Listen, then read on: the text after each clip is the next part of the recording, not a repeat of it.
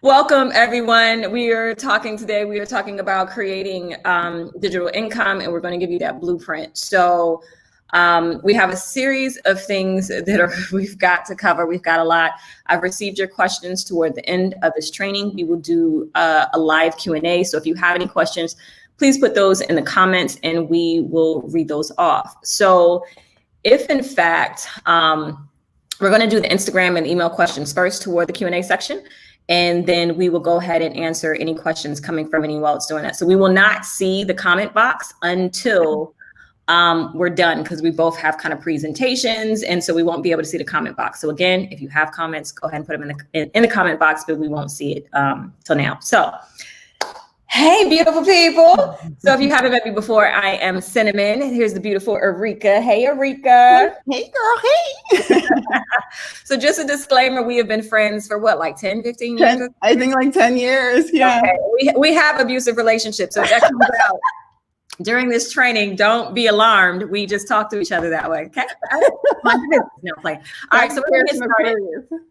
Ereca's going to start off because when it comes to creating digital income, you need to work on the website part, and then I'm going to address the marketing part. So we're going to jump it over, get right into it with Erecia, and Ereca's going to introduce herself and talk to you, and I will bow out. Thank you, Sin. Everyone, I'm Erecia, and today we want to just kind of discuss, building digital income. And I think, as everyone know, it's important, especially in this day and age with the virus, how important it is to have your business online. If you don't have your business online, chances are you're kind of suffering right now. In terms of, what is restaurants or any type of on-land business is kind of really suffering in this, COVID period. So today we just want to talk about diversifying your income and, putting your business from on land to online. So we're going to get into that. But before we get into all that good stuff, I'm just going to tell you a little bit about me. My name is Erecia. Again, I think about 20 years now, website and graphic designer. I'm a freelancer. I live in New Jersey.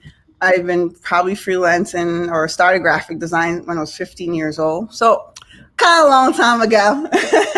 And so I contract with SiriusXM, Morgan Stanley, Fox, and different type of, music industry brand. When I started my career, I started off at Universal Records, doing websites for artists. And when I lived in LA, I did Sierra's website for, I think, the second to last album that she released. So I've been in the industry for a long time, especially entertainment. So I have a pretty good grasp of websites, web design, and marketing that Cinnamon's going to get more into. So for me, for today's goal is really just to tell you how to put your business online and show you why it's really important to do that.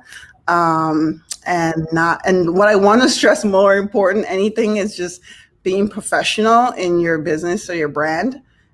So let's see if I can get into that. And I'm going to share my screen, and then we're going to look at some examples. All right. So first thing we're going to do. All right. Let me just make sure I get my presentation up here. All right. So what we're going to talk about, so Bill Gates said a couple of years ago, if your business is not on the internet, then your business will be out of business.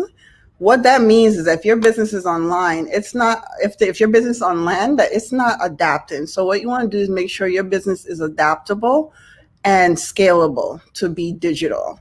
So we're going to talk about that today. For those who have, they make products, or you have a services, we're going to talk about, how to put your business online.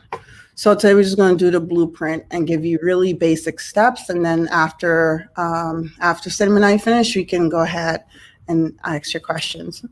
So there's really 3 steps when it comes to putting your business online, which is build, launch, and grow. So I'm going to go over the importance of having a website. So let me just go through these lists of things here. So the first thing, having a website will attract new customers while you sleep. We feel that if we don't have a website, then we're totally okay. But the great thing about having a website is that it's working for you 24/7, even when you're asleep or you're not online. You're getting orders, and your website can act as an always online business portal.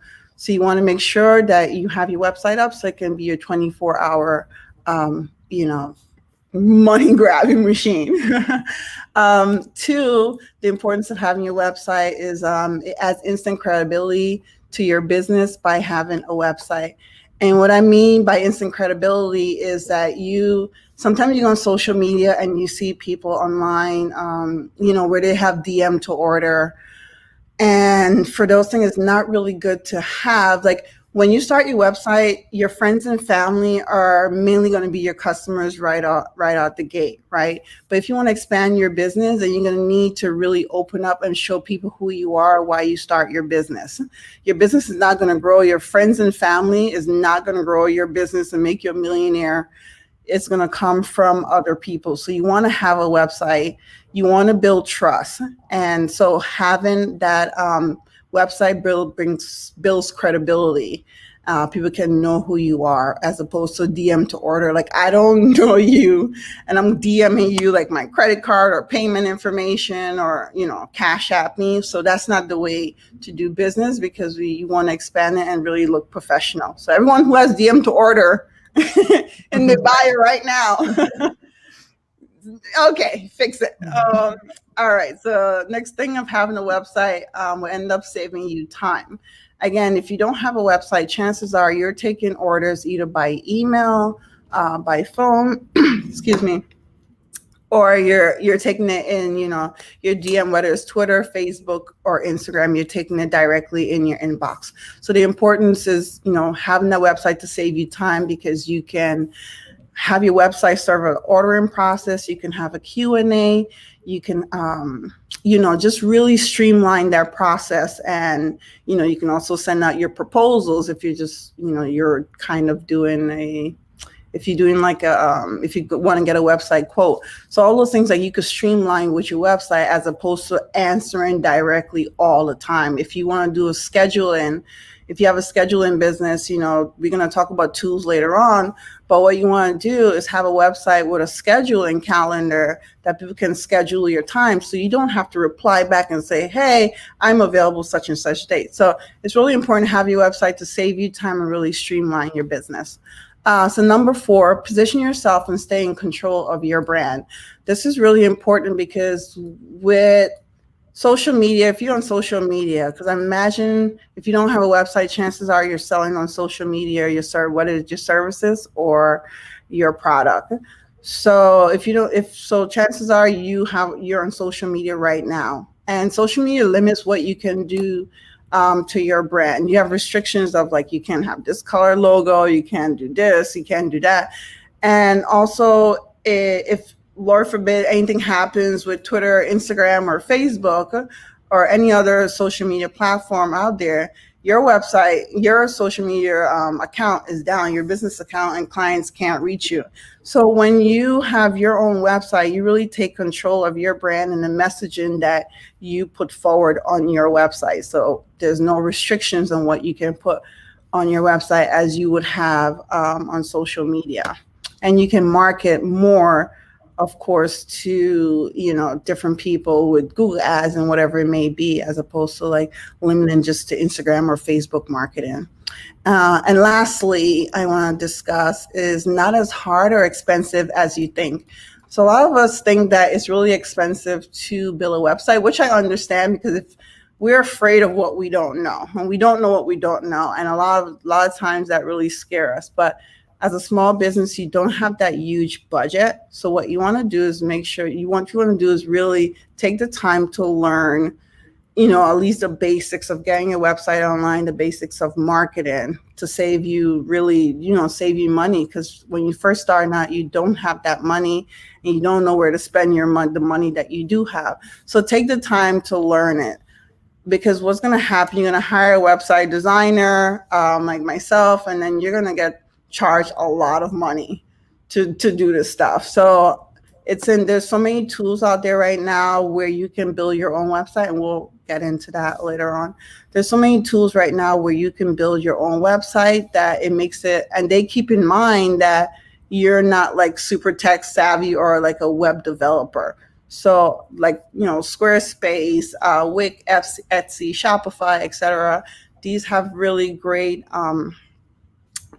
tools and our software to build your website. So it's not as expensive as you think. You just have to really take the time to sit down and learn it and learn the basics. And your website is an investment. Once you get this up and running, it really streamlines your business. So what I want to do now is just kind of take a look at two different types of websites. So there's two different types of website. There's product-based and service-based. And of course, you can combine these two. They can be both, of course. So product-based is anything physical products. So it could be clothing, candles, flowers, name it. Anything that you have to ship is pretty much a product-based website.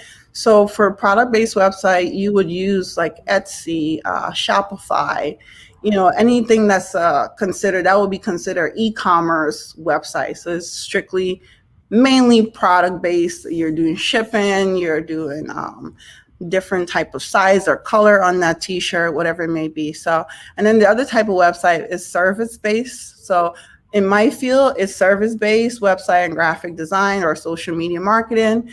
It's service-based. So another examples of service-based could be consultation. So, you want to sell your expertise, whether you're writing, you have a podcast, anything that's not physical would be considered service-based. So first thing you want to do is decide which of those you feel you fall into. And based off of that, you'll know what type of website you need. So the first thing, what I want to do is I'm going to jump over to two examples, one that's product-based and one is service-based. So the first one we're going to look at is Lush. And Lush is one of my favorite companies because they have the most pretty bad bombs in the world. So Lush is, so obviously they sell body, hair, and, those type of products. And the first thing you go on their screen, they have a Soak in Love, which is like a beautiful image they have, and they have a tagline. So when you scroll down, you see a bunch of different products that they have and the pricing and add to cart. So the good thing about the Lush website that I like is that they show the product right when you go to the page. It's nothing too flashy or too crazy. It gets straight to like, this is what we're selling. This is what we highlighted. Valentine's Day is coming up. This is the focus. A lot of times we want to focus on flashy animated website and all this hoopla or smokes and mirrors that we don't need. We want to make sure customers get exactly what they came there for. So let's take a look at one of the products. I'm just going to click into the product. They have different images of the product, which is great. They have the name of the product, Love Me Do.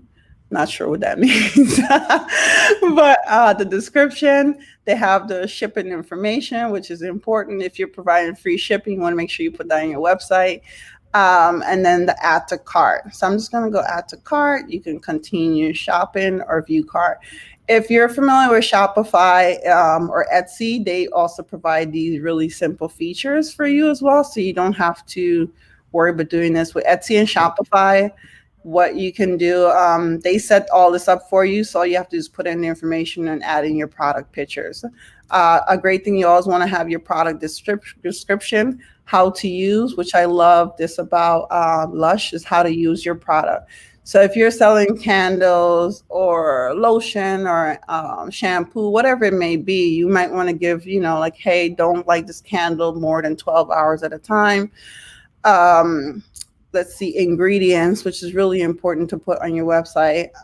If I'm like myself, I sell like t-shirts and hoodies, and what I have on mine is like is made of 100% cotton, and I put all the details in there because you never know if your customers is allergic to something. So what you want to do is make sure you put all the ingredients and or material included in your product. Shipping and return, which is very important. You want to make sure you have that detail on your website. especially on your products. So I'm just going to go back to their homepage, just kind of take a look of another, a product-based service. So what they have Shop Skincare, they have Cultivated and Flourishing Ecosystem in Uganda. One great thing to have in your business, and I think a lot of business lack this, is your why, and kind of showing why you're in this business and what you're doing. How's your business helping? What is the cause behind your business? I'm just going to click on this here. So they have a whole description of, the work that they're doing with the sales that they get from Lush. So that's really important. I know a lot of people start clothing brands and they start these companies, and they don't really go into their backstory about who they are. Cinnamon, let me know if I'm going over my time. No, you're fine. Okay, great. A lot of companies launch and they don't really provide that transparency of who they are, why they started that business. So that always keep in mind, people do not know who you are and why they should buy from you. So you have to give them a reason. Okay, so scrolling down, so they just have just different items, how to use the bubble bar, which I think is such a really cool thing. Like they're giving you steps on how to use their product. Let's just go down here. They have trending, just wrapping up the service product-based one. You always want to have a newsletter, get on the latest Lush news. Newsletter helps you keep in contact with your customers. And there's I forgot where the statistic came from, but a lot of your customers are going to be returning customers. So it's really important to, harvest your email newsletter list. I learned that from Sin a long time ago. So it's really important to have a newsletter sign up. Put your social media links. Sometimes you're not going to be able to update your website all the time other than products. So social media links are really great because you're constantly updating your social media, which is good to show the behind the scenes of your product. I tell anyone that have a store or have services, show how passionate you are about your brand or services using your social media. That's what Instagram, Facebook, and Twitter is there for people to see behind the scenes and relate to you. So you can't want to make digital money and not be digital. So you really have to want to be social on social media, or else it's pointless. So if you want to make digital money, you're going to have to go digital. You're going to have to show your face. You're going to have to be transparent. All right, there's one thing I didn't mention about this. Another important feature to have, this one doesn't have reviews right now, but see if you can add testimonials or product reviews to your website. That's really important for people to see that. All right, so I'm going to jump over to service base. Again, this can be anything that's not physical. So here I'm just using 209 New York City Dental. First thing they know people want dental appointments. First thing they're going to put at the top is their phone number, FAQs, contact, site map. They have their about, their services that they provide, insurance information, which everyone wants to know before they go to an appointment, before and afters. So as you can see here, service base, you can book online. So then you can choose, you can just choose like different types of, let's just kind of just go through the system. So this is what was summed up with a calendar. You can just press search. So with them, they have their calendar. You can book an appointment online. Can you imagine if they didn't have this? What they will have to do is you will have to call, and then they will have to go through their system. So it's really important to have a schedule system online. They also have a pay online feature. So that's really important to have, and they have their billing as well. One thing to remember is that when you create a website, or you're shopping on a website, always make sure it has a lock at the top. You see a little shield in the lock, and it always starts with HTTPS. So that lock stands for, or the HTTPS, it stands for SSL certificate, which is secure server license. And all that means is that your transactions are secure, because there's a lot of hackers online. When you put your credit card information on there, there's a great potential that hackers will steal your information. So what you want to do when you're having a website, whether it's Etsy already comes secure, but if you're doing a Shopify store, you want to make sure you have an SSL certificate. GoDaddy offer SSL certificate as well. So just make sure you have a lock on your website when you're selling a product or services. If you're taking credit card information, make sure you have an SSL certificate. So I'm just going to go back to the main page. So those are the main features when it comes to a service. You want to list your services that you have. As you can tell here, they have diagnostic, preventative, implant dentistry, cosmetic dentistry, clear braces, etc. So you want to list your services in a way for people to book your services, whether it's to a calendar, and you also want them to be able to pay online. So this is strictly for service-based information. And one important thing, again, let me mute this before it starts. You want to make sure you have a video about who you are when it comes to your business. If you don't have a video, at least put a picture of who you are about your business. We're not going to listen to Steve, but but this automatically makes you feel relatable to the company. It makes you feel comfortable because they're talking about their business and how passionate they are. So automatically you feel some type of comfort to book with them and call it, as opposed to someone who doesn't have a website who says DM me or whatever it may be. So I'm not going to go through the entire thing, but those are the two differences. Those are the two differences when it comes to service-based and product-based. So let me jump back here to my slide. So those are the two different types of website. So now that you have your website on the internet, after you build your website, you have to promote that website. Like I said, beyond when you launch a website, you're going to have your friends and family be the first one to purchase things from you because they're like, oh, you're trying, and they like your product and they want to support you.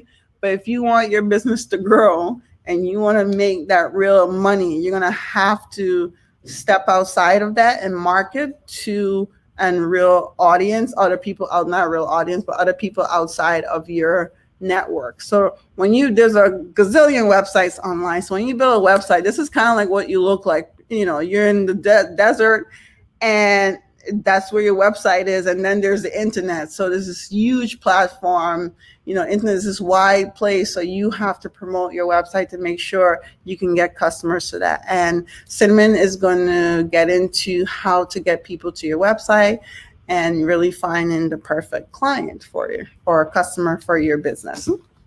Awesome. Thank you so much, Erecia. Sure. And just want to remind you guys, if you're just now joining us, Erika's going to do the web development, design type of thing, and I'm going to obviously talk to you about marketing.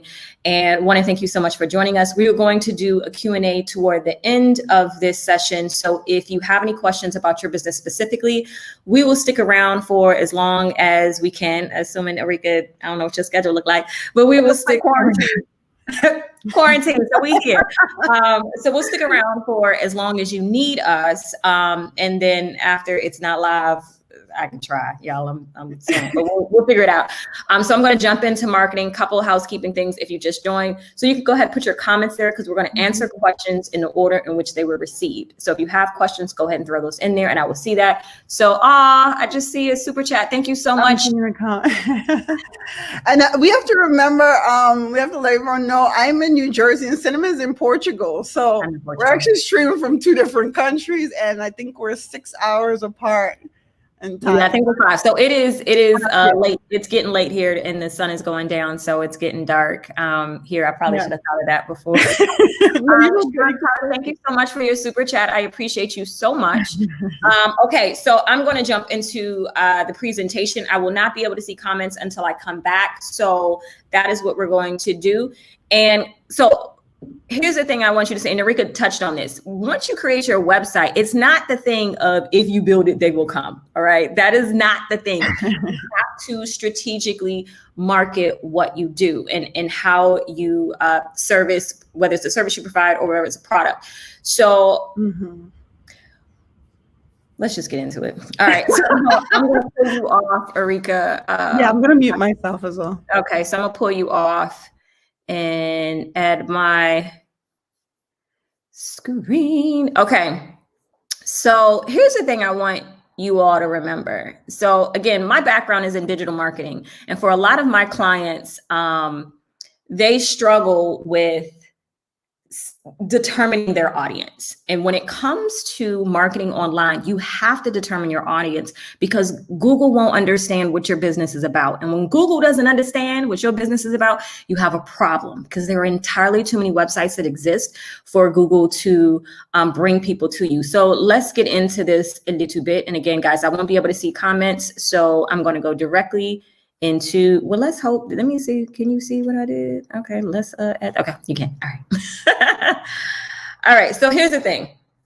Before you start marketing online, let's go over a couple things. I just want to make sure you can see this and you can, good. All right, I'm back.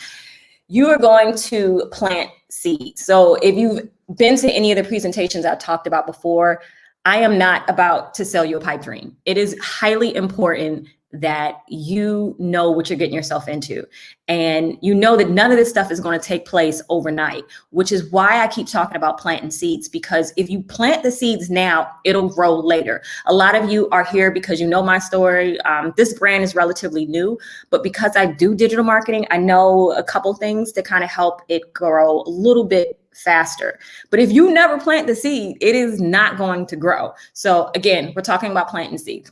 Now, when you were just getting started online, no one is going to know, well, no one, the big ones, Google is going to know what your content is about.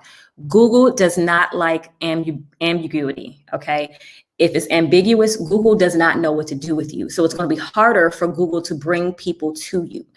And some of you have YouTube channels, and I've talked to you about the importance of a YouTube channel. And if you look at the description box, I will do a training on that next week. In addition, I forgot to mention that Erecia has a checklist that for her, for starting a website is down in the description box as well. Meanwhile, so YouTube owns Google. So the reason why some of you struggle, even with your YouTube channel, because it's not clear to Google what your content is about. When you aren't using keywords, whether it's a blog post, whether it's a Pinterest, whether it's a YouTube video, you have to understand that you are working for a big old computer. And that computer, one of the things is keywords. And if you're not making keywords clear in your content, the algorithm is going to have a hard time understanding what you're about. So as it relates to your content, once you continue to plant those seeds, Google or the algorithm in general is going to understand, okay, on this website, I continue to see these types of words. So let's just assume that anyone searching for these types of words needs to go to this website. You follow what I'm saying? So when you don't do that with your content, you lessen your chances of being found on the internet. So brainstorm the problems or questions of your ideal customer. Now, you have to know who your customer is. It is not, you have to be super specific when you're talking about online. It is not enough to say, oh, I just help small businesses. Listen, small business can be a restaurant. It can be a dental practice. It can be an accountant. That's not specific enough. You have to get super, super, super specific, because when you are creating content that you're going to put on your website, you have to make it extremely clear that when someone comes to your website, they are at the right place. So one of the things that's important in web analytics is your bounce rate. Okay, so the bounce rate is basically the rate in which when Google brings people to your website, if they immediately leave, you have a high bounce rate. Google doesn't like that. So if people come to your content and they leave immediately, that means that you didn't supply them with what that audience needs. But if you do supply the audience what they need, Google or the algorithms, the various algorithms that are online, see that, and then they'll bring more people to you. You don't even have to pay for it most of the time. So I want you to understand that if you make your audience entirely too specific, it's going to be impossible to find your content, okay? And I hope you guys are following me on that. Now, can your ideal customer afford you? All right, so y'all, let's really talk about this. So a lot of people in businesses, and we can speak to this later because we've known each other as business colleagues for over a decade. When you're first starting your business, you may struggle with this. You may struggle with pricing. You may struggle with people who won't pay you with what you're worth. And most of the issue is that you are marketing to the wrong people. You are marketing to people that you shouldn't be working with. Everyone, look at me. Everyone is not your customer, okay? So you want to make sure that you're working with people that can actually afford you, and we'll talk about that in a bit. If you are a service provider, quick caveat, these slides are for me, not necessarily you. So if you see some typos or something in it, don't get alarmed. This is just so I won't get distracted. Squirrel. Okay. If you're a service provider, attempt to dominate your local search while growing globally.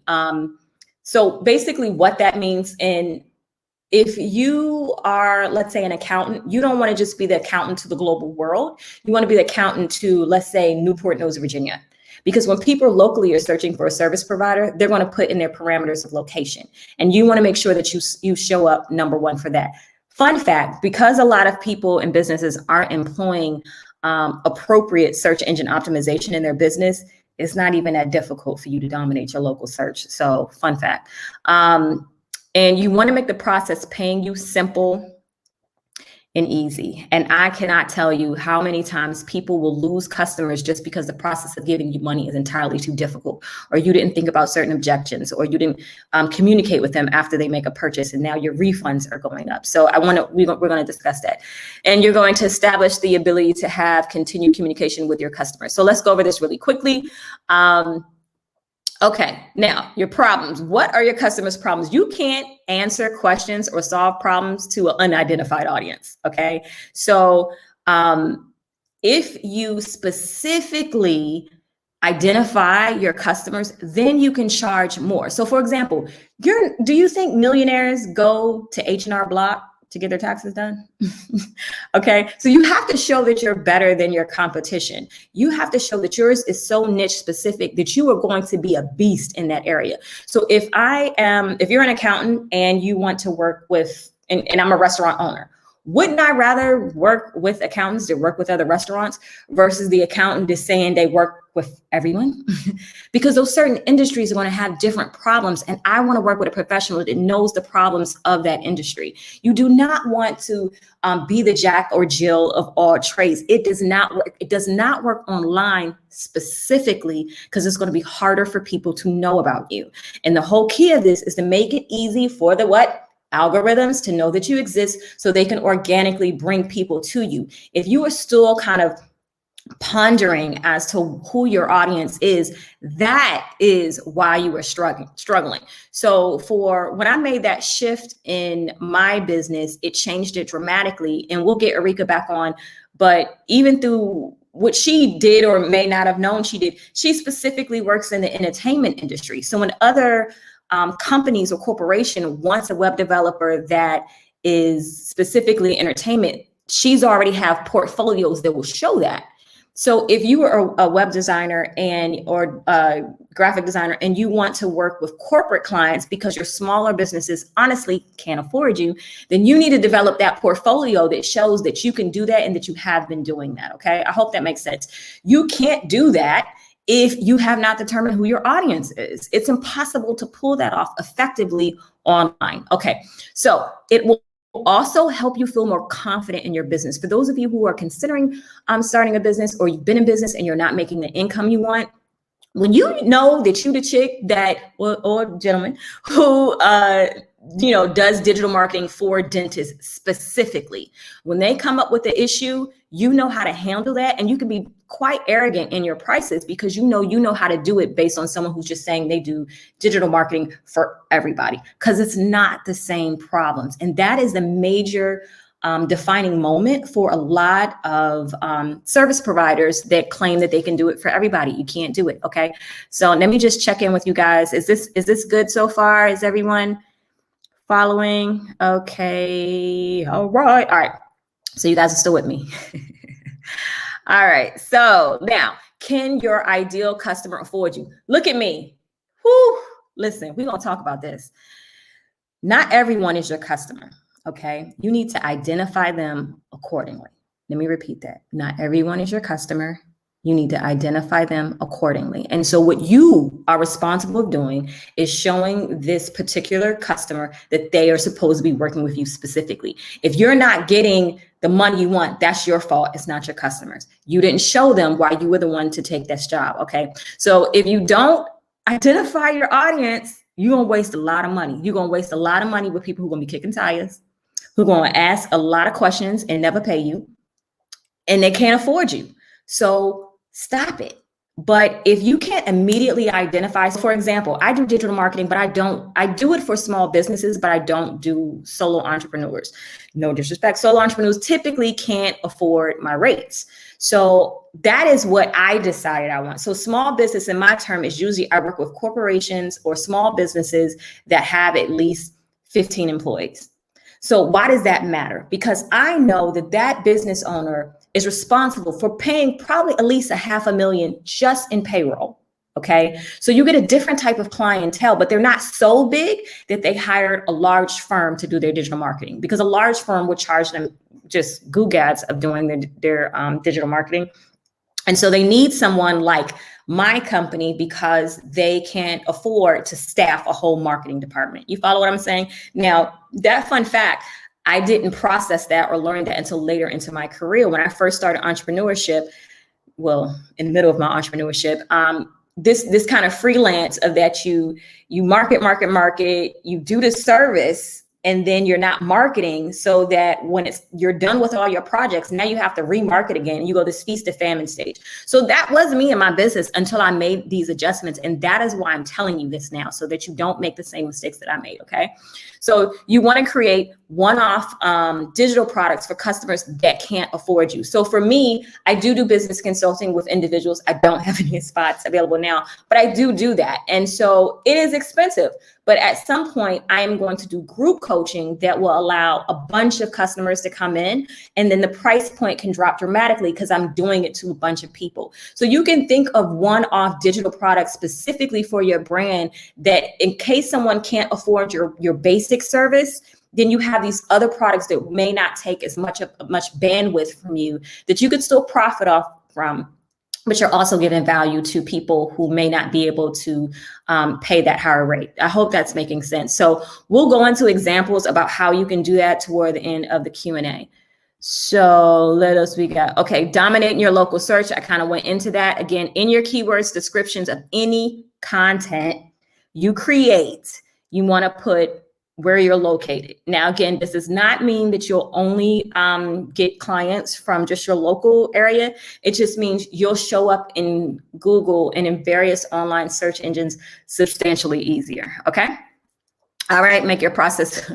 This is just self-explanatory. And I feel in this day and age, it's really difficult that people still don't do this, but you need to incorporate technology to create a better user experience. If someone has taken the time to give you some money, talk to them, send them an email, tell them thank you, communicate with them. Because the important thing for you to understand, particularly as we're about to go through this massive recession, you need to understand that it's about 20% of your customers that's going to give you 80% of your revenue. Point blank, period. There's been tons of studies that show this. So if you don't keep in constant contact with your customers, you are missing out on major money. And so many businesses want to focus so much on obtaining new customers. Let me tell you something. In the online digital space, it's substantially more expensive to market to customers that do not know you. But as Erecia talked about the importance of having your website, when you have your own website, I'm not talking about Instagram, Twitter, I'm talking about your website, you now have code in the back of your website that tells all the online communities that you know this person. So if you remarket to them, the cost is pennies on the dollar, okay, if you want your brand message to be in front of them again. But if you don't show that you know them or you have a relationship with them, you are going to pay more money. Okay, so it's critical for you to make sure that you're including certain forms of technology, particularly if you have a small firm, so that you can make this work well. So continue to communicate and learn from your current customers while you're acquiring new customers. And you want to remove yourself from the purchasing process. So Erecia talked to you about some e-commerce. You never have to be involved. You can sleep and stuff can be sold on your website. Okay. Oh, see, I got typos. I spelled that right. Again, these slides are for me, not for you. They just here to. So don't pay attention to that. Okay. So yeah. So remove yourself from the purchasing process. Again, my service-based people, I'm talking about you too. So there's a lot of technology you can use to even automate the invoicing process. So if you have a small firm, you can operate like a 10 to 15 person firm just with maybe 7 forms of software. I know that sounds like a lot, but don't get alarmed, because would you rather pay a couple $100 on a month on software versus thousands of dollars on payroll, it's a big difference. And when you scale, that is a thing. So don't worry about that. Establish a process for continued customer communication. And this is really what I want to say right here. If you don't have a website, your most important thing is your email marketing software. Some of the people who are watching this thing right now, y'all got an email telling y'all to come here. So email marketing software is critical in business. And I feel like for small businesses, this is the part that they actually ignore. And I don't want you to do that. And we'll discuss how to implement that and work that in your business as we do our Q&A, but really, really focus on that. You need data to know what you need to do differently. So whether it's your advertising, whether it's email, when I open email, I can say, okay, this message didn't work too well, or this message did. If it's web stats, you need to know how people came to your website, folks. Are they coming from Instagram? Are they coming from Twitter? Are they coming from this blog article? Because then you know, okay, again, I can maximize my efforts and scale and just do what was working. If you don't know what's working, because you ain't look at your analytics, you are going to struggle in business, and particularly you're going to struggle online. And I don't want to see that for you. All right, so your action items, this is what I want you to do. I want you to download the PDF. In the description box, I have a PDF for you so that you can remember this stuff. In addition to Erecia has a PDF for you. There is a link in there about, you guys told me you needed a YouTube training. I'm gonna do it next week. Okay, so that link to register for that is in there. Now, you need to identify your audience, and we're going to do some activities during the Q&A so you can better identify what your audience is. It is not enough to just say small businesses or women empowerment. I don't know how many people come and tell me that they do women empowerment. Listen, the 25-year-old woman who is trying to get her career together is completely different than, let's say, a 45-year-old woman who is, in their life. So you can't lump the same message to those same people. They're both women, and you probably want to empower both of them, but the messaging is going to be substantially different. Do you understand that? So really get so critical and micro specific when you're talking about your audience, because that is what helps you get paid more. Plant the seeds and create content. Again, if you've met me before, you know the content is your 24-hour, 7 days a week salesperson. Okay. Every time you put content out there, it'll have somebody will be able to see it and say, oh, I want to work with this person, or I want more, or I want to order, or whatever. Like this training that we're doing right now is a seed. It's going to be here on YouTube for forever.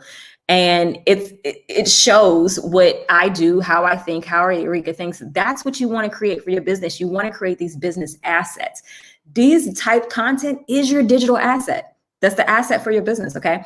Understand your customers' questions and problems.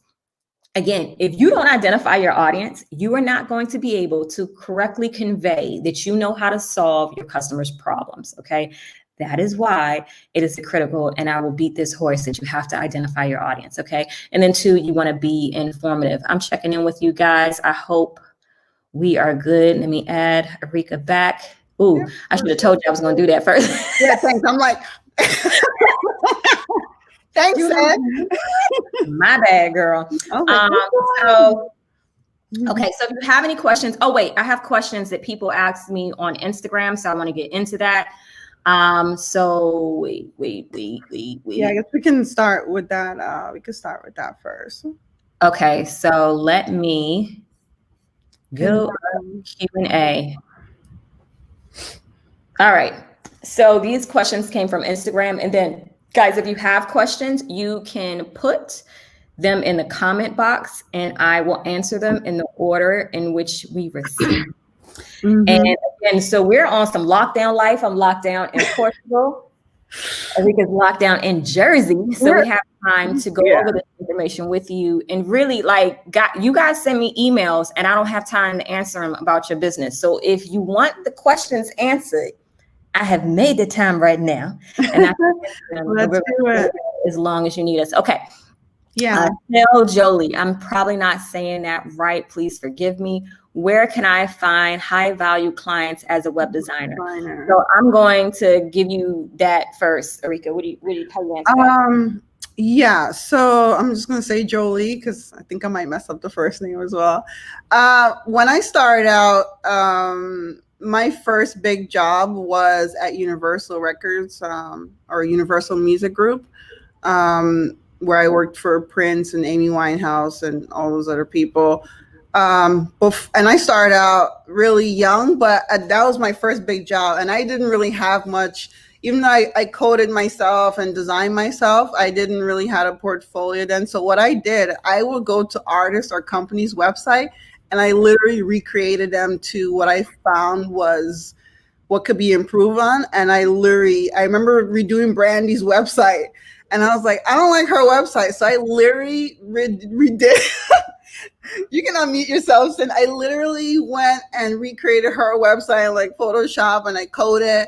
And I used that for my portfolio, like a recreation. And I did that a lot because I didn't really have much client in the music. I ain't had no clients in the music industry starting now. So I literally recreated stuff and like, this is what, because that showed my capabilities. Like, oh, wow, she really just like recreated a whole website and project. Of course, I ain't got paid for that, but it's okay because I started my job making well over 100K in the music industry. And that was my first big, even though I was coding when I was 15, that was my first big break. So, and also when if you want to get high level clients, I work Sirius XM, Universal, wherever, you want to position yourself as such. You want to make sure your social media, your website, everything, position yourself as an expert in your field or someone who's forever growing and learning. A lot of times we like to post memes. You can keep memes and all that stuff in your Insta story or whatever story you want to do, but you want to be really professional as much as possible and represent yourself as such. And one thing that really benefits me is that I'm always learning, always, I have a YouTube channel. I think we're going to talk about this in another course or sometime, but on LinkedIn, every job I went to interview for, every freelance job I went to interview for, they look and see what I'm doing. So I have a book on Amazon about web design. I have a YouTube channel on web design. I teach workshops online and on land. So those things, you really want to position yourself as an expert. Even if you now start now, show that you're passionate. So that's what you do to get a top level client. You become, top tier in your field.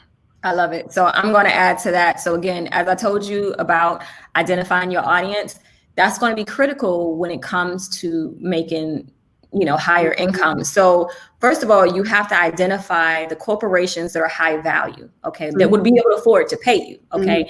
And not only that, you have to remember that they're going to require more from you than just some small business, okay? You have to show the portfolio that you work with other high value clients.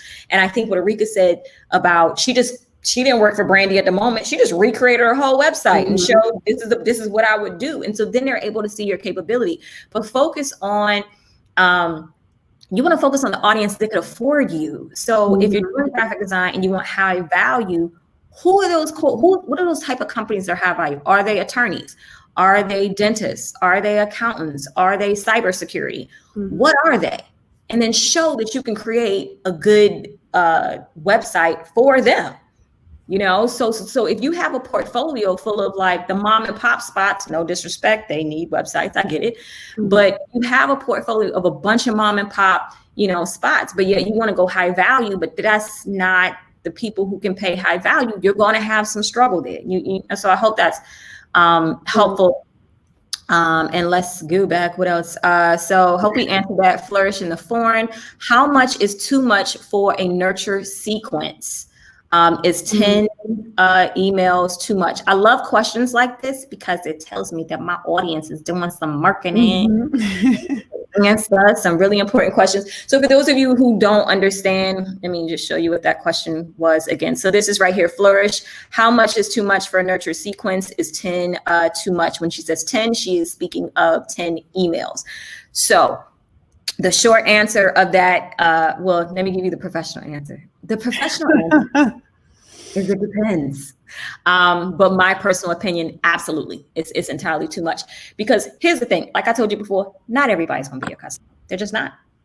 And so you want to know relatively early in the relationship if this is someone who is going to be a part of your business to help you grow your business. Okay. Now, if you're being transparent and having integrity and you are absolutely going to change the future benefit to your client, there's nothing wrong with that. People want their life changed, they want that to happen pretty quickly. They don't want to wait 50 years in order for their life to get better. So don't feel any kind of way of pushing the sale or pushing the benefit relatively early on. And so here's the thing. So when you're doing email marketing specifically, you have to understand what your goal is. So if anyone comes from a lead generation or with that, what are the series of things that you want to happen that will cause them to do X? What do you want them to do? Do you want them to book a consultation?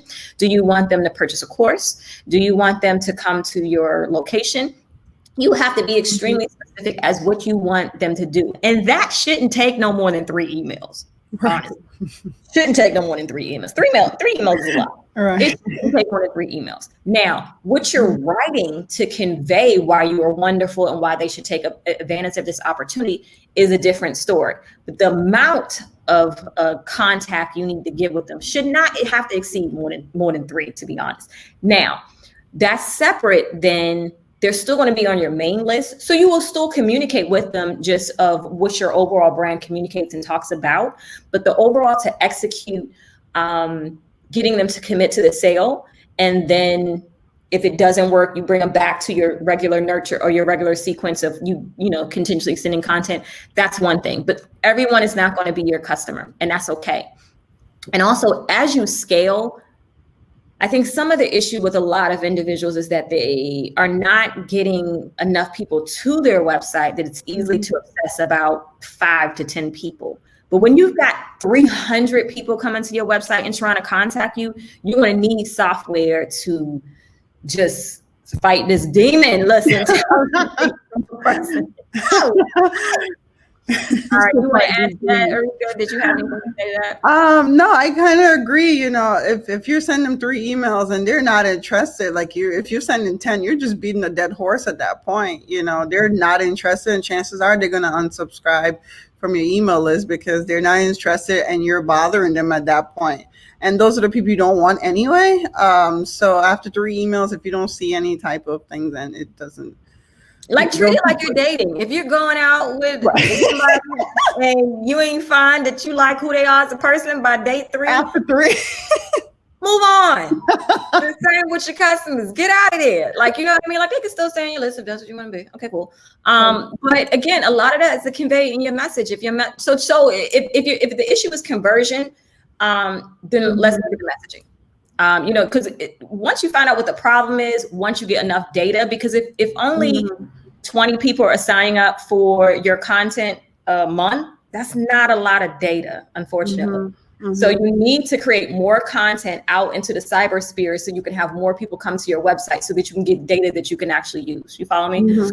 Okay. All right. So we're doing Instagram questions first before we get to the YouTube.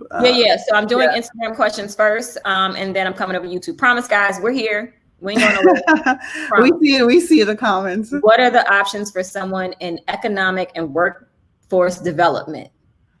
Honestly, you super smart because I don't know what the hell that is. Right.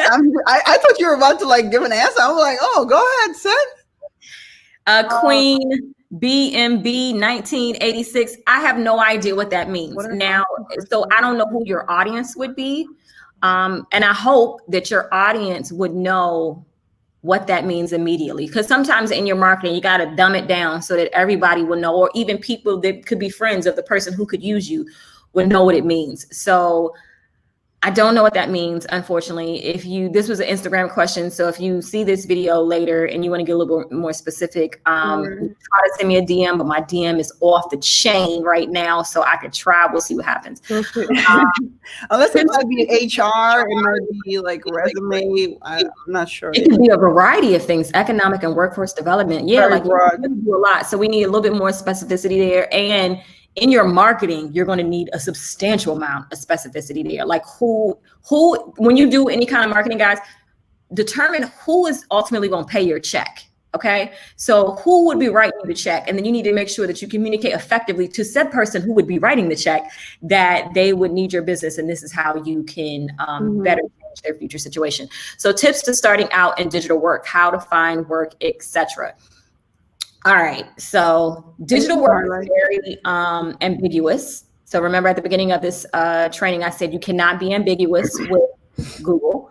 So the answer I'm gonna have for you is going to be a bit difficult because I don't know what you mean specifically. So there are a lot of people who say they do digital marketing, and digital marketing encompasses a variety of things. It encompasses, email marketing, it could be content marketing. It's like social media. Yeah, it's 900 different things that it can be. So if you want, you can specialize in a certain aspect of digital marketing and learn the hell out of that aspect. And then you can approach companies and say, you do this. But if you just say digital work, or even if you're just searching for jobs and just saying digital work, it's entirely too general to be able to pull it off. You going to struggle. I hope that makes sense. I'm gonna go through the questions if you want to add to that, Erecia. Again, Sean Park, thank you so much for your super chat. I appreciate you. Sandra, let me just say this. Sandra is my number one hype woman. Thank you, babe. All right, go ahead. Add to that, digital work, that's broad. That could be website graphic design. We're not sure what that is. So if you can just specify a little bit more, then we can kind of give a better directions on how to get started in that. All right. Let's start from the top. Okay, so Rain says, will our presentation slides be available? Nope. This is a video. Just rewind. It's just that easy. So we do have a couple downloads that are broken down again in the description box. They're broken down. Erika's covering web.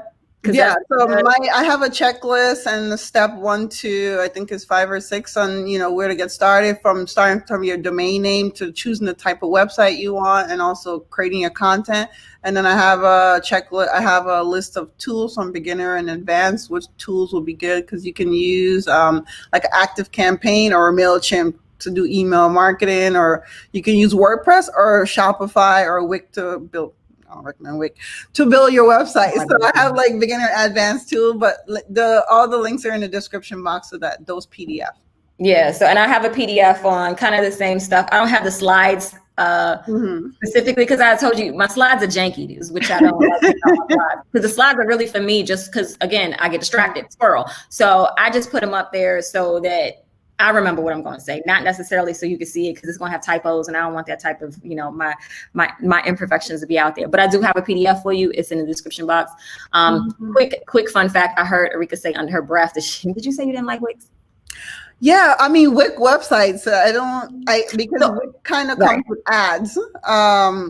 Wix is like a free website, but it has these ads on it, and you can't really do much analytics. You can't really do much with it. So I don't really recommend Wix. If you must use it, I guess go ahead, but there's so many other options. But if that's what you want to use, then, go for it. But and this brings up a good point, because I know so many of us get stuck on perfectionism.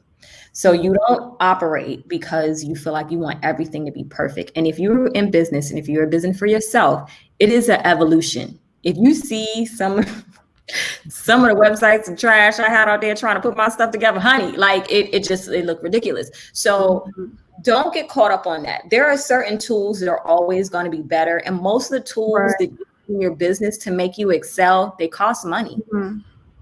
They're not free. So start with what you can afford now, but just understand whatever you can afford now, if it's free, it's probably the worst thing. You get what you get. If you want to use it, go ahead, but just know, like, you're going to have to move on. You're going to have to. You're not going to stay in this space. So what we're talking about is an evolution, folks. So if anything is free, or you're using free service, that's cool. But understand, as you bring in money and you start getting clients, you want to start upping your game and upping your technology and upping all of those things, because that is what's going to help you make the money. And if you can't streamline a lot of your business, for those of you who, I'll tell you, it's like 8 different softwares I use for my business.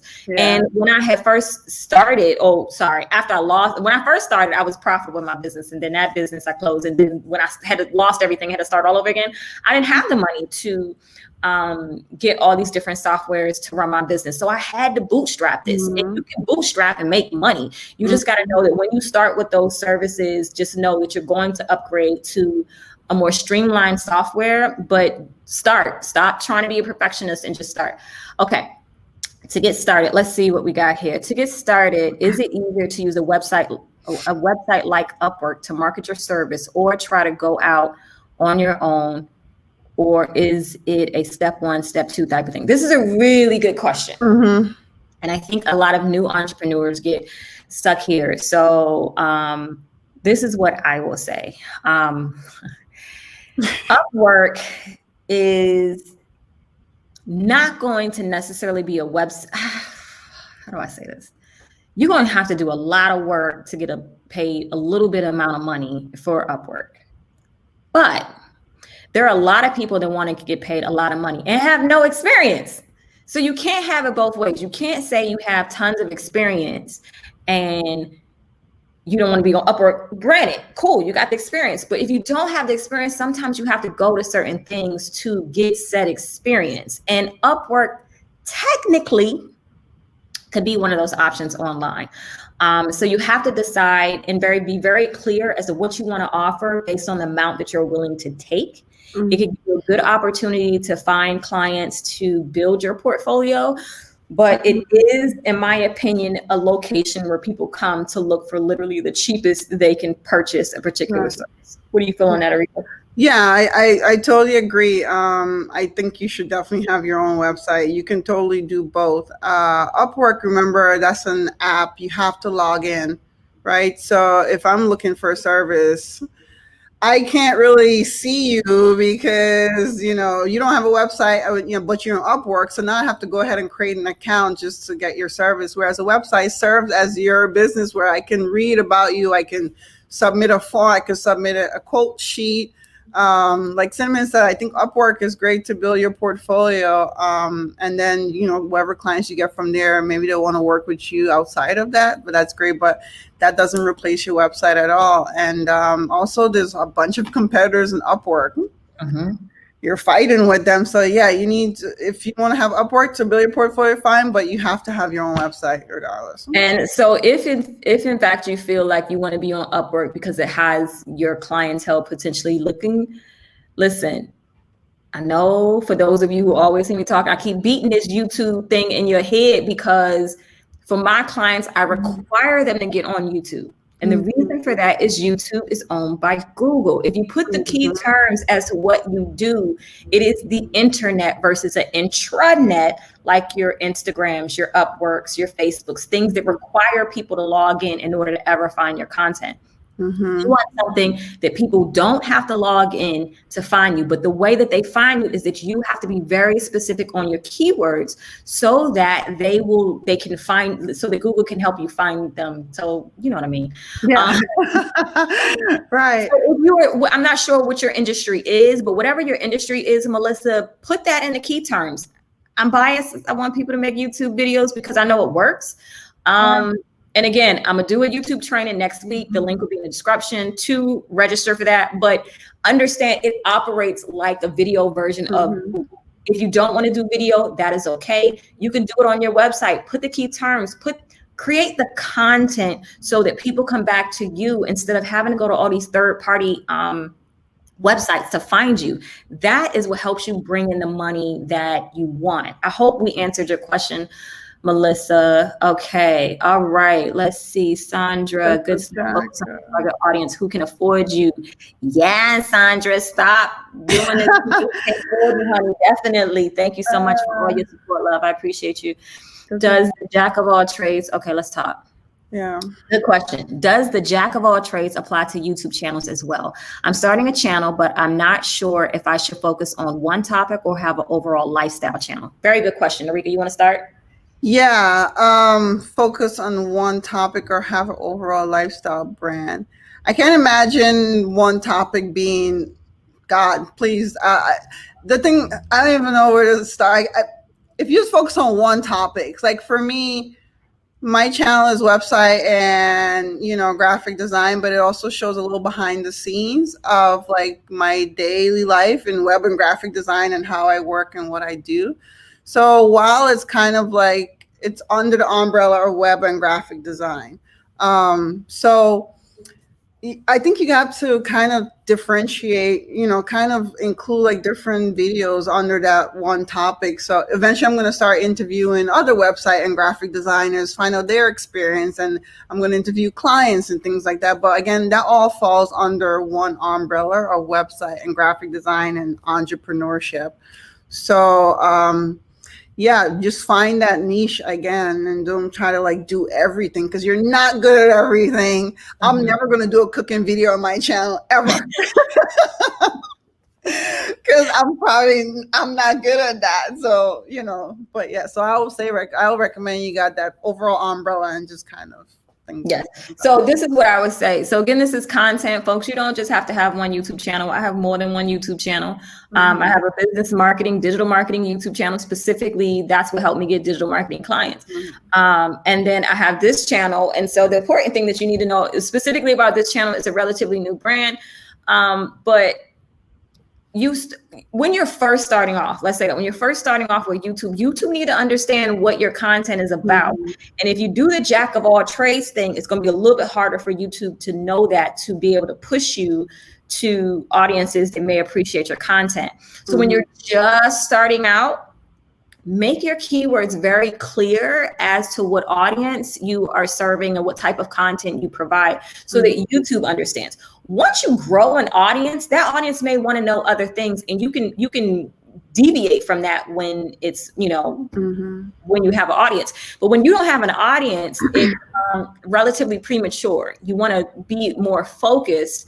And again, it really depends on your YouTube channel. Like some people may just want to focus on dentistry or accounting or whatever. So they may not need to see your lifestyle. You know what I'm saying? But understand those channels probably blew up because you created content around it. So for example, many of you know me because I moved to Portugal, business owner, moved to Portugal, left the US. Portugal was in a lot of my content. So then Google was like, when somebody's saying something about Portugal, I should go ahead and forward her video. That's how it worked. It didn't come from subscribers. When I first started, I didn't have a ton of subscribers. I don't even have a ton of subscribers now.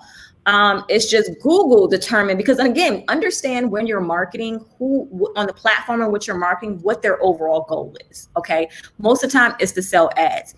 YouTube is an internet versus an intranet, which means they need people to be able to come to it organically. And so when they're searching, you go to YouTube.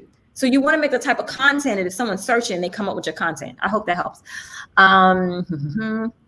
Okay, what we got here. This was taking me a while, but now my VA business is focused on two industry, culinary and interior design. Love it. Get it.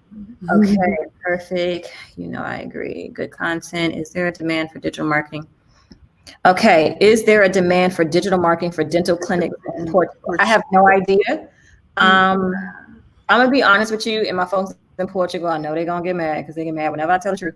But digital marketing is not that massive in Portugal, even if somebody want to tell you it is. If you're comparing it to the US, Australia, and the UK, it isn't. Facts, just data, okay? So whether somebody want to argue with me or not about it, it is data, okay?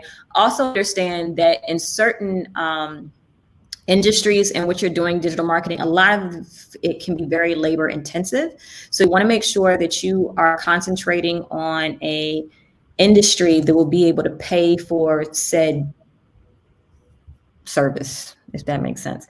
So is there a demand for digital marketing for dental clinics? I can't tell you that because I can't say I've ever checked. You would have to do that research. But if you do research outside of a country, you need to understand the culture of the country. What I have known about or experienced in Portugal so far, which I actually like, is that people are not cell phone obsessed. In the States, you cannot have dinner without someone picking up their damn cell phone.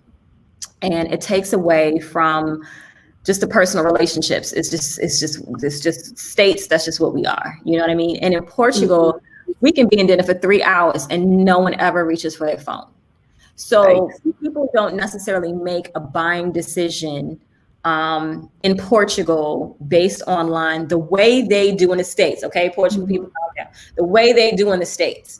So that is the reason why if you are marketing anything in the States, UK, Australia, Canada, you get paid more money, period. It costs you more money to advertise, and you get paid more money if you have content to supply that audience. That is not something I'm making up. That is a fact.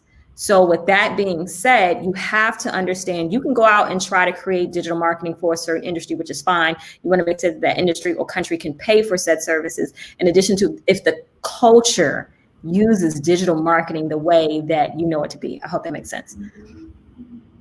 Anything you want to add to that, Erecia? Yeah, I think, and you live in Portugal. I've never been to Portugal. I've been to 17 countries, and yeah, Portugal ain't one of them. Not yet, but hopefully soon. Yeah, so next question, right? Should you hire a professional photographer for your photos on your website? Yep, but don't let that stop you. Like, don't say because I don't have professional photos that I can't do my website, because there's a lot of websites you can go to purchase photos, and they are professional and they are very cost effective. That's what I meant to say. I don't know where I was going. Yeah, that's okay. Yeah, there's websites like pixels.com, PEXELS, pixels.com, which is a totally free for royalty-free stock photography images. You just have to give credit to the photographer, or at least it's advised. Yeah, I think you should have professional photos, but also, like Cinnamon said, don't get caught up. Like, you have to get started. I feel like a lot of us don't start our business because we want things so perfect. And for me, I'm that person. I want my website to be a certain way. I want this to be perfect. I want a whole photo shoot.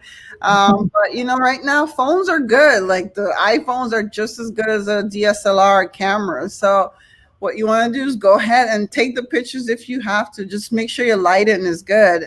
People can see your product until you can afford a professional photographer.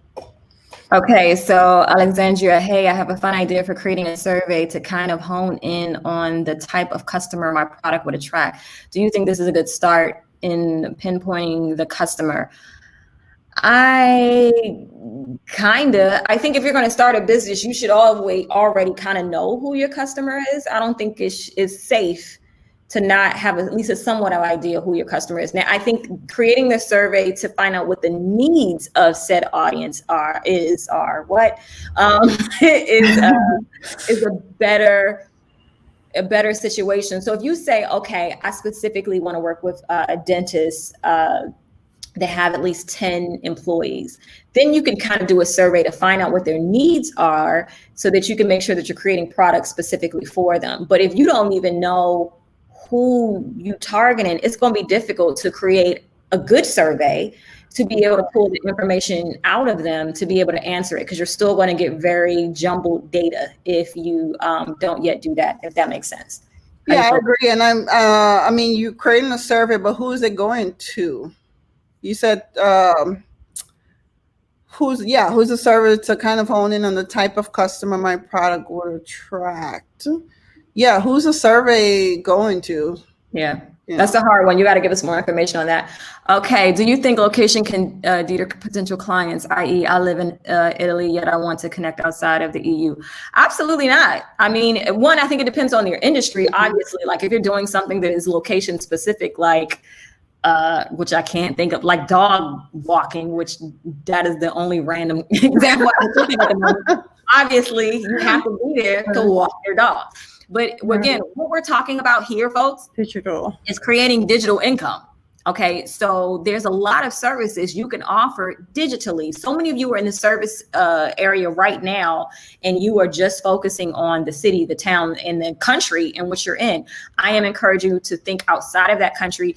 Someone can hire you as a web developer in any country that you're in. You are supplying a digital product. And even for those of you who they're not used to supplying a digital product, I want to condition you to create a digital product so that you can have a one-off. It's important to have multiple sources of income in your business. And if you are the interior designer, you can definitely create ebooks, courses, video courses that can also create another form of income for you, but also create income for the people who will not be able to afford you. Remember, we talked about that at the beginning of this training.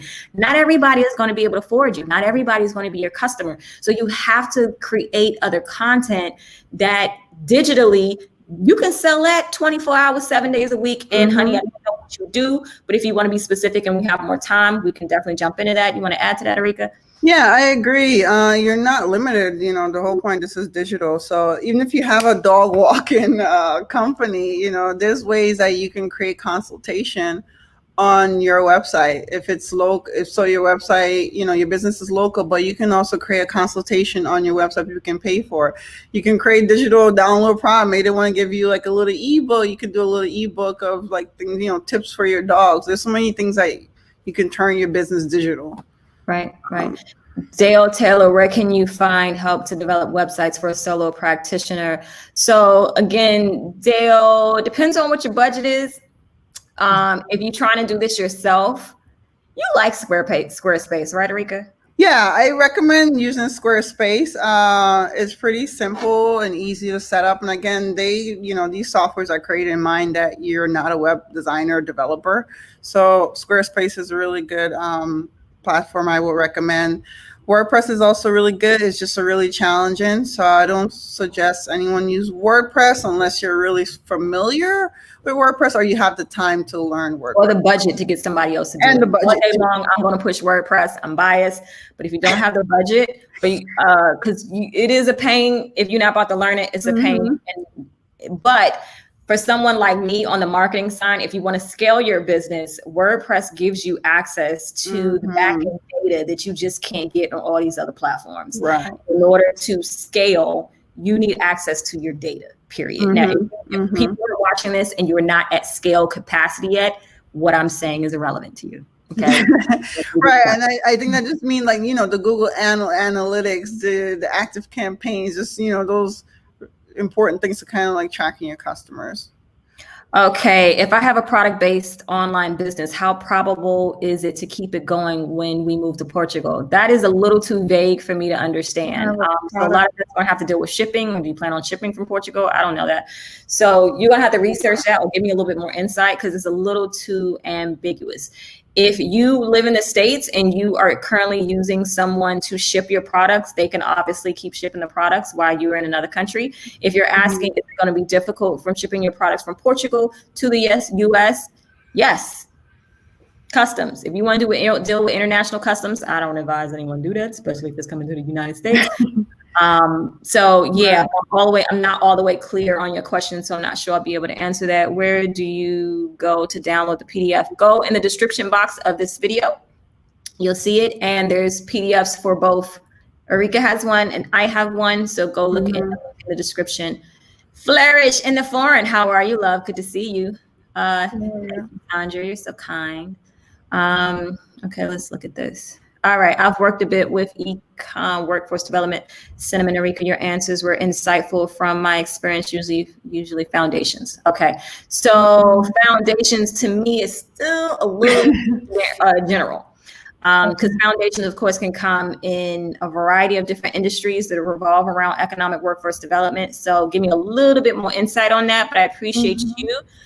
Okay, all right, here we go. You're welcome, Rain. In the tech data industry, how should I market myself towards employers abroad as I'm looking to start my career in Germany? Also, okay.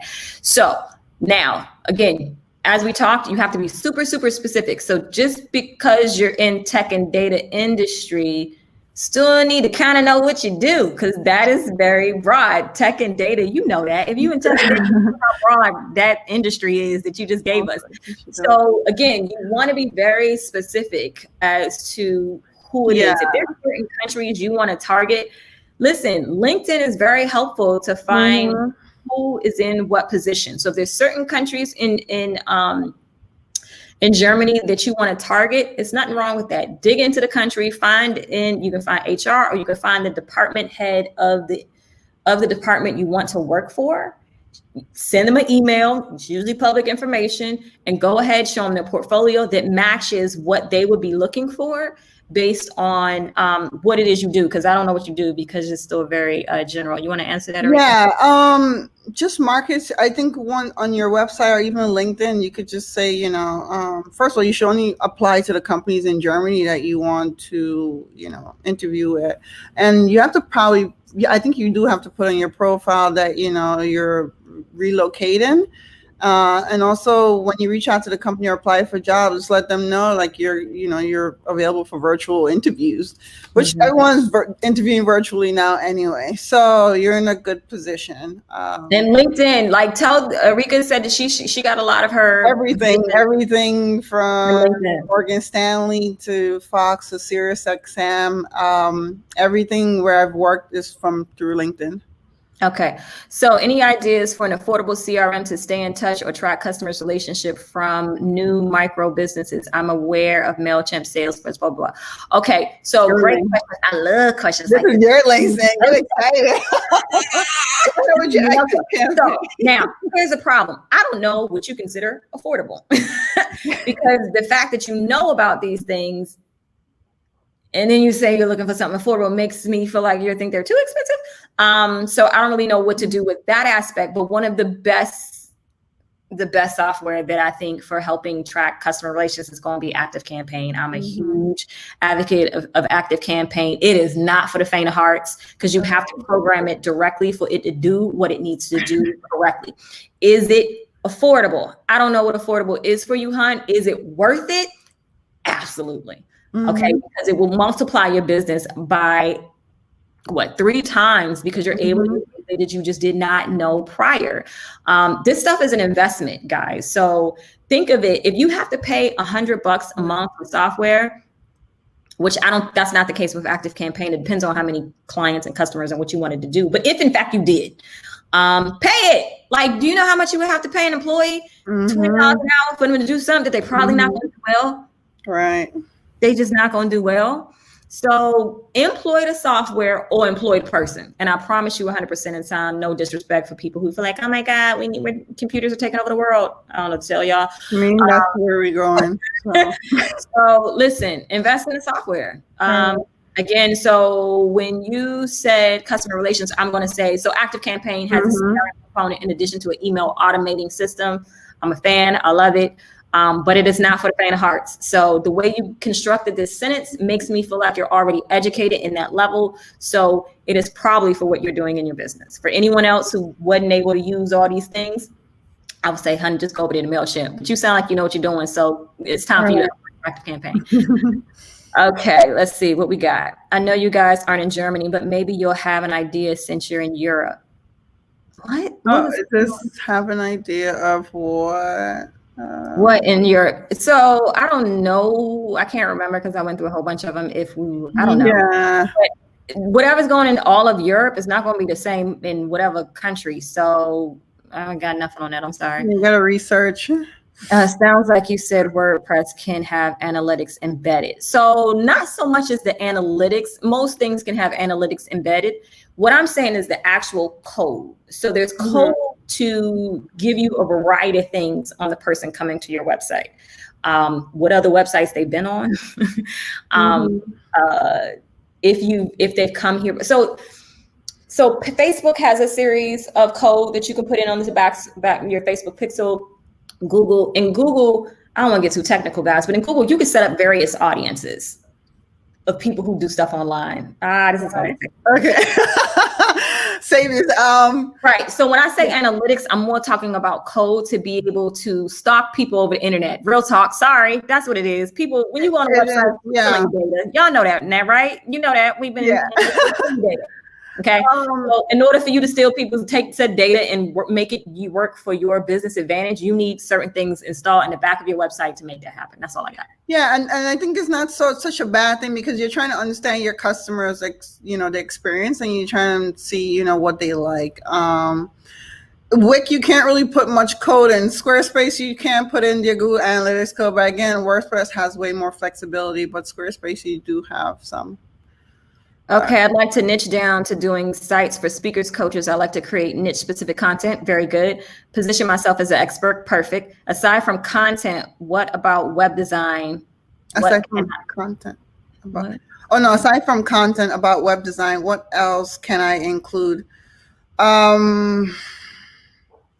So if you want to kind of market to speakers and coaches. So I guess you're asking what other type of products you can provide other than website design. I think she's saying, and correct this if Cat Studio.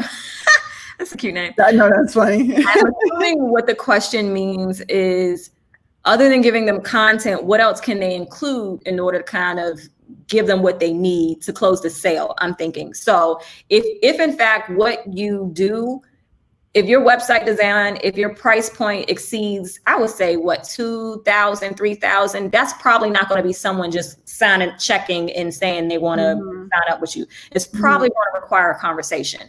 So you would need a way for people to schedule to get a consultation or maybe speak with you. You could probably automate the invoicing process or Right. not invoicing, I meant quoting.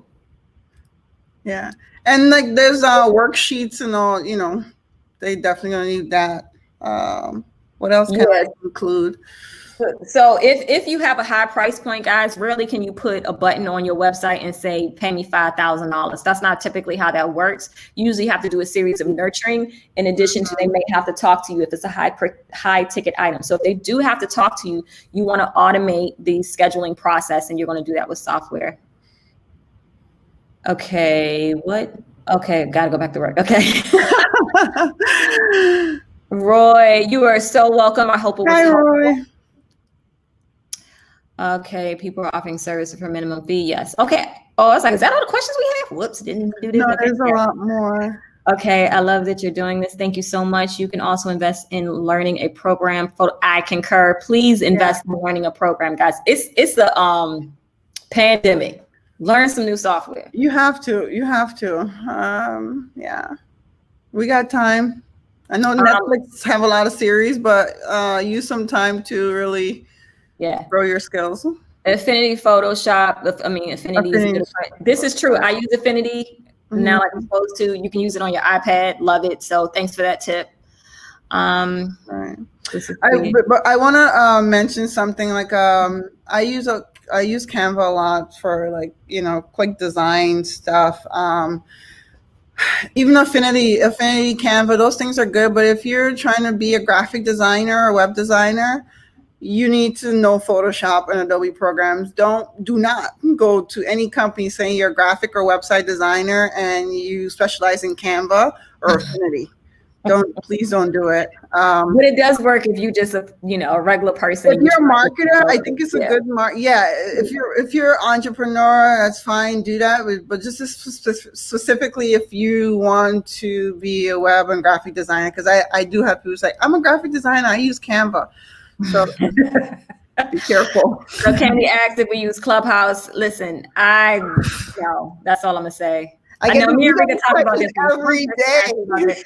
No, again, guys, when you are marketing, I'm not gonna go down that road. Sorry, but no, we're not on Clubhouse. We know what it is. We have heard of it, and right now, I'm not interested. Should we say why we're not? I'm not on Clubhouse because there's a lot that we do outside of social media, and that's not where we just have focus on other things, not the newest apps, and you can't jump on everything that's out. Okay, this is definitely what I'm worried about. Yes, so you're talking about shipping to another country, customs will be an issue, absolutely. Let's going into data and analytics. Okay, let's see. I'm going into data. So I'm working with SQL, Python language. Thank you for that. I'll definitely put. Yeah, it sounds good. Ooh, SQL and Python. Those are two good. Other opportunities for making industry in Portugal. Guys, here's the thing. You're asking something specifically about Portugal that is an industry I am not in. I'm not going to know nothing about it. I don't research other industries other than mine, but it may be, but I can't be the one to answer your specific questions about your specific industry in a whole nother country, even though I am in said country. I don't research it. And my audience is strictly in the UK. That's so not what it is, in the US. So even if there is a industry in a certain country, you want to make sure, based on the prices that you're used to charging, is that population able to pay that in that country? And that's not typically the case. Hence the reason why my clients are in the United States of America, for me to get paid the rate that I want to get paid. Even if there was a digital marketing scene now, for the most part, Europe isn't going to pay what I need them to pay. And now, just really quickly, Roy, I would say go on LinkedIn. Go on go anywhere online to do research to see, if they're having events like art event, music event, multimedia, just like see what's going on. Go on job sites, see if there's a high demand for those things. Okay, so guys, we are almost in of our questions. We only have like 2 more questions now, so we will end this. So if you have questions, put in the box, because once we out of here, we out of here. So Flourish in the Phone, what are your thoughts on using Dubsado? I've never used that. Have you? I don't even know what that is. For systems management and automation. For automation, I'm probably going to say between Airtables and the API of ActiveCampaign and Zapier, to be honest with you. I find that it's easier for me to mesh a bunch of different softwares based on their API or webhook than it is to work with one software, because I feel like when it's a software to say they can do everything, they usually suck at something. That's just how I feel. But for automation, I would probably say Airtables, ActiveCampaign, and Zapier. What you say, Erecia? Oh, no. No, I was just reading the comments. I don't know what Dubsado is. I have no idea. I'm so sorry, huh? I don't know if that was helpful or not. Do you have a conflict with your customers over time zones, with them being in US and PT? Not with mine personally, but it doesn't mean that you won't have them for yours. My folks knew that I was moving here. My work is pretty digital. As long as they get their work, nothing's really time specific. So that doesn't apply to me. Doesn't mean it might not apply to you. It depends on your industry. Yeah, for me, I have clients in California, and the time difference there. But yeah, it doesn't affect. I have clients like all over. It doesn't affect me at all. If anything, it's actually better, because when they're asleep, I can work. Do you have any suggestions on books to learn how to do competition analysis? Competitive analysis, competition analysis. It really depends on where you're starting. If you're talking about something local, just start with Google. There's a website called Keyword, SpyFood, SEO Rush. Things like that can let you know online what your digital competition is. And then from there, you can kind of figure it out. As far as books specifically, no, because your competition analysis is kind of going to vary a lot. So yeah, I'm sorry, I don't have any specific books for that. I apologize. Great information, ladies. Thanks for your time and unselfishness sharing. Oh, thank you. No problem. Sandra, we appreciate you. Great session. Thank you so much. So you're absolutely welcome. Okay, we're getting right head out of here, guys. We're going to end this broadcast in a bit. I was talking about social media or blog content regarding what to include. Should I just talk about web design? No. So listen, at the beginning of my session where we were talking about marketing, if you came in late, I really suggest you go back to it. What I talked about was identifying your customers' problems and their questions. So if you were going to focus on a specific industry, you need to know what their problems and their questions would be. And you want to create content specific around that.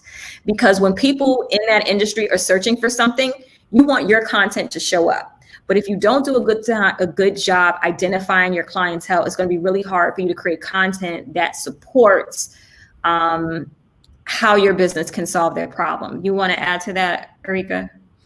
Yeah, I think you kind of nailed it. So I don't really have much. Okay, thank you so much. Absolutely, thank you so much. Okay, that's it, guys. Y'all been here for like an hour 30. We've been on here, hour and a half we've been on. So what I'll try to do if I get time, but I probably won't have the time to do it, I'm gonna try to break this up. So for those that don't have to watch a full hour and 32 minutes, we would try to break this up between my channel and Ericia's channel in regards to giving you very short videos, answering your questions. This Thursday. But it didn't come. Hold on, let me see. She said, try to get an invite for the YouTube marketing session this Thursday. Is it this Thursday? Oh, shoot. I hope it's not, because I'm not ready. But it didn't. So, Sandra, are you saying that link didn't let you register? Hold on. Let me do some problem solving real quick. Hold on, Erecia. That's not what I want. Take your time. Because I have to find my life. I'm seeing your presentation. That's about it. Okay, so add to stream, but I want to change what I'm looking at. Let me go to the description box real quick, y'all. Okay, hold please. Come with me, y'all. We're going to go to the description box of this video. We're not seeing it though. We see your I question. know you don't see it. Oh, I know. okay. I thought you wanted. At the moment, I can't think enough. Stop sharing. Okay, so hold on. I don't think I can you're think good. Don't enough worry. oops, that's not what you want. Let me bring that down. Good thing you're not seeing my screen because all types of stuff popping up. It's so raggedy over here. Share my screen. Okay, and let me do application window. And let's do Chrome. Share. Okay, so let me see what happens, guys. Let me content. Okay, live. Yeah, I gotta go through all of this just to find something. That's my life. Okay, and let me mute you. Hold on, please. Okay, so here we have some descriptions. Mm-hmm. Okay, and registering for, let me see what happens when this, I hope I didn't do something wrong. Yeah, so are you saying when you do this, when you fill this out, why is this extra here? I probably did that wrong. That shouldn't be there, or we'll see. When you fill out your information, if it's not coming up in your, where's my StreamYard? If it's not coming up in your, ooh, let's stop sharing that. If it's not coming up in your email inbox, do me a favor and just check your spam folder. And if you don't see it there, let me know. And Sandra, you have my email address. So if that didn't work for you, am I teaching it this Thursday? Because if I feel like I'm so not ready. You'll be ready. Don't worry. I will be ready, y'all. Today's only Saturday, so yeah, I'm not gonna do y'all like that. You're good. Yeah. Oh, I think it is this Thursday because I was like, girl, you're gonna be locked up in Portugal. You got time. You got this. Yeah. So we'll do a workshop on YouTube and making income on YouTube, even if you have a small channel, because I really want to encourage you guys to get on YouTube and make that another business revenue source for whatever it is your business is. I hope you guys have been able to think about creating this digital income. It's not as hard as you may think. You want to get the website, but more importantly, you want to make sure you're marketing. Once you build a website, you got to get people there, and then you have to communicate with them. If you guys don't have any further questions, we out of here. Yeah, thank you guys. It's been fun. No.